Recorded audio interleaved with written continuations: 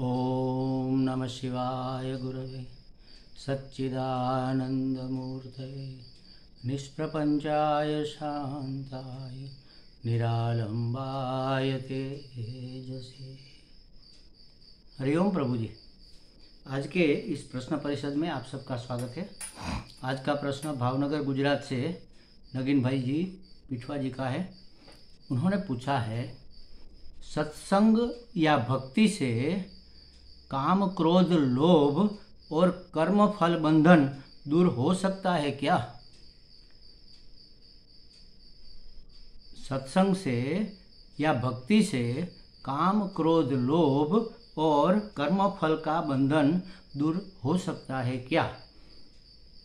तो कहना होगा कि हाँ, हो सकता है, लेकिन उसकी भी कुछ एक शर्त है। ये स्टेप है। कर्म फल का बंधन दूर करने के लिए, काम क्रोध लोभ दूर करने के लिए सत्संग या भक्ति से, देखो सत्संग माने किसी महात्मा से आप शास्त्र की बातें सुनो और अपने प्रश्न पूछो, उसका उत्तर प्राप्त करो, इसको कहेंगे सत्संग। सत्य का संग, या तो सत्य की जो आराधना कर रहे हैं उसका संग, या तो सत्य को जो प्राप्त हो चुके हैं ऐसे साक्षात्कारी पुरुष का संग, इसको कहेंगे सत्संग। और भक्ति, उसका मतलब है उस सत्संग से आपके हृदय में भगवान के प्रति जो अहोभाव जगा है, जो पूज्य भाव जगा है, उसको दृढ़ से दृढ़तर करते जाना, उसको कहेंगे भक्ति। तो सत्संग और भक्ति से क्या होता है? ज्ञान प्राप्त होता है। सत्संग से हमें जानकारी मिलती है, ज्ञान प्राप्त होता है। हम उस ज्ञान को प्राप्त करके अपनी समस्याओं से छूटना चाहते हैं। शास्त्र में कहा कि तुम शुद्ध बुद्ध मुक्त, नित्य शुद्ध बुद्ध मुक्त स्वरूप हो, आनंद स्वरूप हो। तो हमें लगता है कि अरे मैं मुक्त हूँ तो मुझे बंधन क्यों महसूस हो रहा है? अगर मैं आनंद स्वरूप हूँ तो मुझे दुख की प्रतीति क्यों हो रही है? इससे कैसे छूटा जाए, इससे कैसे मुक्त हुआ जाए? इसका कोई उपाय तो होगा। आप गुरु जी का संपर्क करेंगे, उनसे प्रश्न करेंगे, वो आपको उपाय बताएंगे, उस उपाय पर आप चलना शुरू करेंगे। उपाय मतलब साधन। उस साधन को आप साधने का प्रयत्न करना शुरू करेंगे। अच्छा, क्या हुआ? आपको मुक्त होने की इच्छा हुई। कैसे हुई? सत्संग से हुई, भक्ति से हुई। सत्संग से आपको पता चला कि आप जिस पीड़ा से गुजर रहे हैं वो वास्तव में आप है ही नहीं। एक बार एक चुटकुला, मैं आपको एक चुटकुला ही समझ लो, सुनाता हूँ।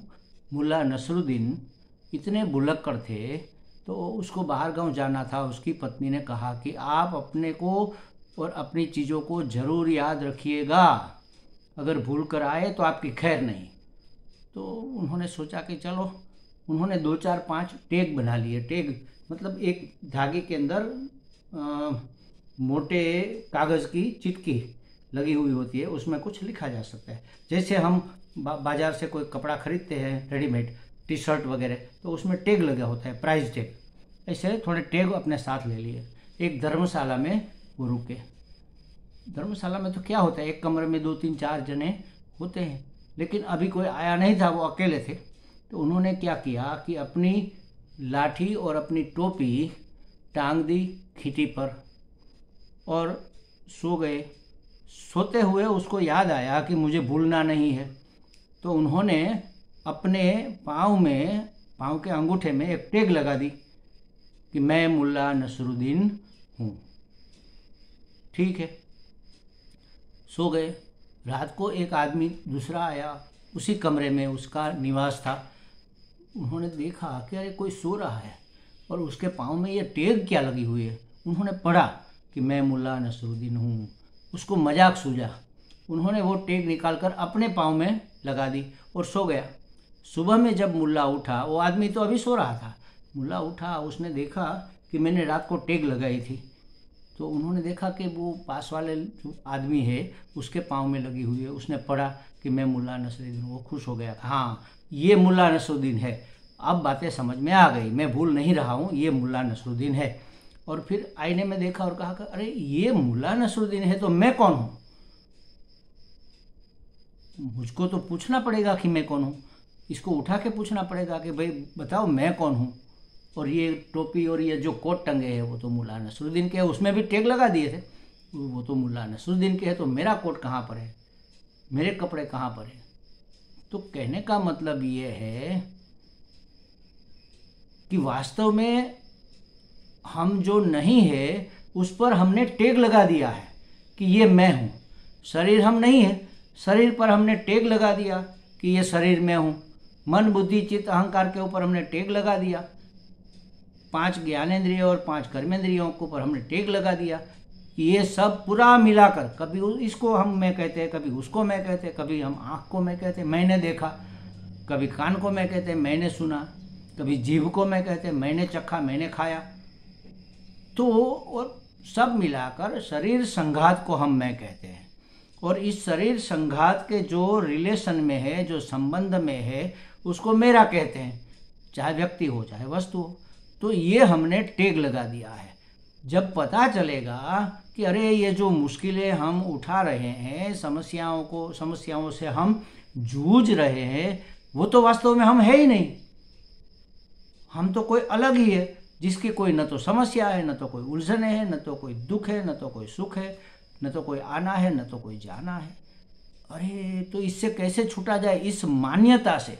वास्तविकता तो है नहीं, हमने मान रखा है कि ये मेरा दुख है, ये मेरा सुख है, ये मेरा बेटा है, ये मेरी प्रॉपर्टी है, ये मेरी मान्यता है। ये सब जो हमने मान रखा है उससे कैसे छूटा जाए? इसकी इच्छा का नाम है मुमुक्षा। तो कैसे पैदा हुई मुमुक्षा? सत्संग से। तो मुमुक्षा पैदा होने के बाद छूटने की इच्छा, मुक्त होने की इच्छा पैदा होने के बाद अपने गुरु से, किसी महात्मा से, किसी संत से, किसी साधु से पूछेंगे कि इससे छूटने का उपाय क्या है, संसार सागर से पार होने का उपाय क्या है। तो वो बताएंगे कि देखो ये उपाय है, ये रास्ते हैं, तो उस रास्ते पर आप चलो। फिर आप साधन करने लगोगे, ज्ञान मिल गया और ज्ञान से आपने साधना शुरू कर दी। हमने कहा था साधना का मतलब क्या है कि जन्मों से हम अलग अलग योनियों में से आ रहे हैं। कुत्ते में से, बिल्ली में से, सांप में से, बिच्छू में से, कबूतर में से, चिड़िया में से, चींटी में से आ रहे। उसके कुछ न कुछ संस्कार हमारे अंदर अभी रह गए हैं। उसकी इस मनुष्य जीवन में ज़रूरत नहीं है। मनुष्य जीवन में सिर्फ मनुष्यत्व, मानवता ही चाहिए। तो मानवता को शुद्ध करने के लिए, मतलब कि वो पशु की जो संस्कार है, पशु बुद्धि जो है, उसको निवृत्त करने के लिए जो किया जाता है उसको कहेंगे साधना। मान लेना, इसको कहेंगे साधना। तो हमने मान लिया है कि ये मैं हूँ, ये मेरा है। तो ये मैं मेरे की मान्यता से मुक्त होने के लिए हम साधना करते हैं। साधना करने से हमें पता चलता है कि वास्तव में तो ये सब स्वप्नवत है, भ्रम है। भ्रम से हम रज्जू को सांप मान रहे हैं और सांप मानकर हम डर भी रहे, भाग भी रहे, हाँफ भी रहे, सब प्रवृत्ति भी कर रहे हैं, एक्टिविटीज उसको भगाने की, उसको पकड़ने की। तो ये सब तो है ही नहीं वास्तव में, तो फिर कुछ करने की जरूरत। तो ये हुई निष्कर्म्य सिद्धि, हमारा लक्ष्य।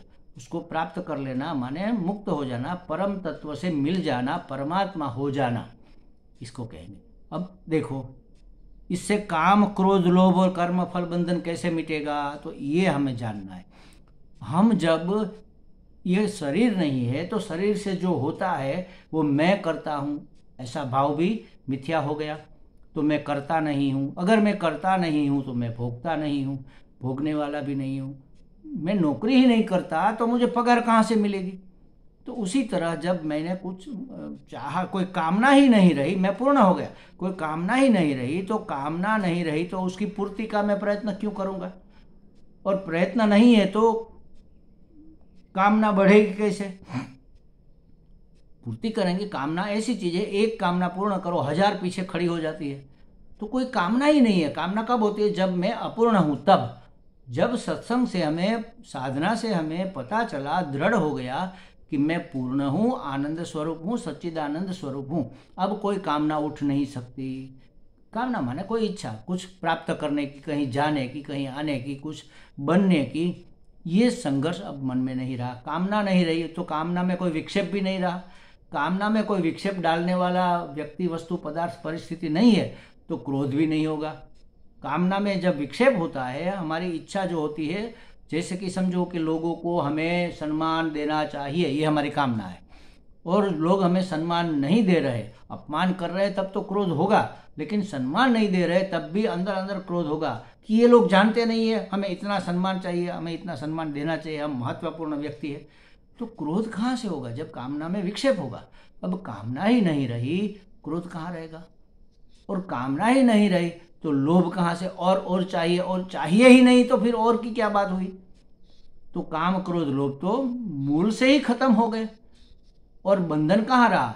जब आप कर्म करते हो तब बंधन है। आप करते ही नहीं हो, आपके द्वारा करवाया जा रहा है, ठीक है, ईश्वर की योजना है, करवाता है, हम करते हैं, ईश्वर का प्रसाद समझकर उसको प्राप्त करते हैं, उसकी प्रेरणा से करते हैं, उसको समर्पित करते हैं। न तो मैंने किया, न तो मुझे उसका कोई मूल्य चाहिए, उसका कोई कर्तृत्व नहीं रहा, भोक्तृत्व नहीं रहा। तो ये कर्तृत्व भोक्तृत्व मतलब है ही नहीं, तो फल कहाँ से हमें मिलेगा? तो कर्म फल का बंधन भी निवृत्त हो जाता है। ये सब सत्संग से ही होता है। भक्ति का नाम सत्संग ही है। तो सत्संग से, तो इससे ज़्यादा महत्वपूर्ण बात आज भी और पहले भी और अभी आने वाले समय में भी और कोई महत्वपूर्ण चीज़ नहीं है सत्संग के सिवा। सत्संग करना ही चाहिए और करते ही रहना चाहिए। पुनः पुनः श्रवण कुर्यात, हमारे शास्त्रों में बार बार सुनो। अरे हमने एक बार ये गीता जी पढ़ ली, बार बार पढ़ो। जितनी बार पढ़ोगे नए नए अर्थ आपको उसमें से मिलेंगे। कहाँ थे वो अर्थ? उसी में थे। तो पहले क्यों नहीं मिले? क्योंकि आपका अंतःकरण शुद्ध नहीं था, आपकी बुद्धि शुद्ध नहीं थी। पढ़ते पढ़ते जैसे उसका असर होता है तो बुद्धि शुद्ध होती गई। एक बाल्टी में गंदा पानी भरा हुआ है, आपने फिटकरी का द्राव बना रखा है, उसका 1 चम्मच उसमें डाला तो थोड़ा पानी शुद्ध हो गया। अब दूसरा चम्मच डाला, थोड़ा और शुद्ध हो गया। अब तीसरा चम्मच डाला और भी शुद्ध। ऐसे डालते डालते एक समय आएगा पानी पूरा शुद्ध हो जाएगा। तो पहले क्यों नहीं हुआ? तो 1 चम्मच और 1 बाल्टी ये प्रमाण ठीक नहीं था। इतना सारा अज्ञान हमारे अंदर भरा पड़ा है, इतनी सारी मान्यताएं हमने पाल रखी है, परतें चढ़ा रखी है अपनी बुद्धि के ऊपर। एक बार पढ़ने से कैसे समझ में आ जाएगा? थोड़ा शुद्ध हुआ, 1 चम्मच हमने डाल दिया, शुद्ध हुआ, दूसरी बार पढ़ो और समझ में। मेरे पिताजी की मैं आपको बात करूं, मैंने जब से समझना सीखा तब से मैं सुन रहा था, मेरे पिताजी गीता जी पढ़ रहे हैं, सुबह में उठकर पूजा पाठ करके, उसका नियम था, और बड़े मोटे स्वर में पढ़ते थे। पढ़े लिखे कम थे तो सीधा भाषांतर ही पढ़ते। और अर्जुन ने कहा हे भगवान, ऐसे राग में वो पढ़ते थे। वो सुनते सुनते हमारी नींद जागती थी। छोटे थे तब तो कोई बात नहीं थी, लेकिन जब हम बड़े हुए, कॉलेज में जाने लगे, तब पिताजी हमें कभी कभी बुलाकर पूछते थे, बेटे देखो तो इस श्लोक का अर्थ मुझे अब ये समझ में आ रहा है, पहले नहीं समझ में, पहले ये समझ नहीं थी, अब ये नया अर्थ मुझे समझ में आ रहा है। मैंने कहा सही है पिताजी, आपका कहना सही है, यही अर्थ है। तो जितनी बार पढ़ो नए नए अर्थ आपको मिलेंगे। इसलिए शास्त्र का पुनः पुनः श्रवण कुर्यात, बार बार सुनना चाहिए, पढ़ना चाहिए, या सत्संग में बैठना चाहिए, चर्चा करनी चाहिए, प्रश्न पूछने चाहिए।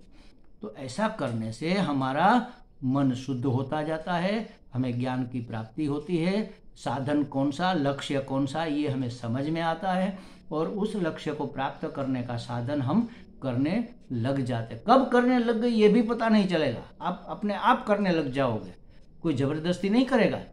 तो ऐसे अगर होता है तो उससे काम, क्रोध, लोभ सब दूर हो जाते हैं। कर्तृत्व, भोक्तृत्व, यही तो संसारित्व है। संसारित्व मिट गया और कर्म फल का बंधन ही नहीं रहा जब आप करता नहीं रहे। तो ये हो सकता है, सत्संग ही महत्वपूर्ण है। हरि ओम।